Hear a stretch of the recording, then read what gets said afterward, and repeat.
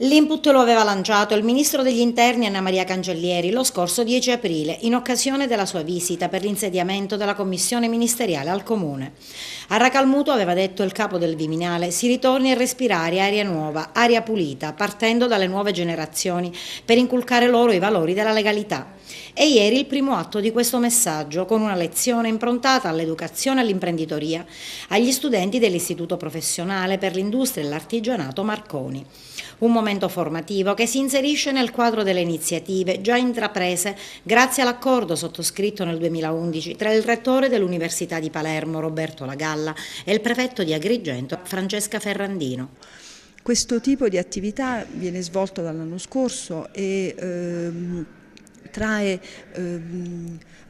alimentazione anche dall'apporto fondamentale che ci danno i rappresentanti della società civile. È un lavoro che tende a raccontare ai giovani che si può fare in Sicilia impresa pulita, impresa legale. Gliel'abbiamo raccontato con degli esempi concreti. Un'iniziativa che si ispira al messaggio del ministro Cancellieri di un rinizio, di una rinascita del comune di Racalmuto. Una rinascita di un comune non passa soltanto dagli aspetti burocratici, chiaramente, o dai lavori pubblici, dai settori che più comunemente conosciamo, passa sicuramente dall'aspetto culturale. Io ne ho fatto cenno ai ragazzi quando li ho salutati dicendo che la cultura non è una cosa noiosa, ragazzi spesso non la vedono come un peso, come un onere, ma è una crescita interiore. Io credo che sia particolarmente significativo che lo Stato stamattina si sia presentato con tutte le sue espressioni in un istituto scolastico di Racalmuto. Lo Stato vuole essere vicino alla popolazione e in particolare ai giovani per farla crescere nel valori della legalità, della corresponsabilità, per farsi conoscere, per diventare quindi come rappresentante dell'istituzione affidabile, credibile. Chi in questo territorio ha operato secondo scelte di merito, quindi con prodotti o servizi di buona qualità e che siano competitivi, è andato avanti nel lungo termine, negli anni.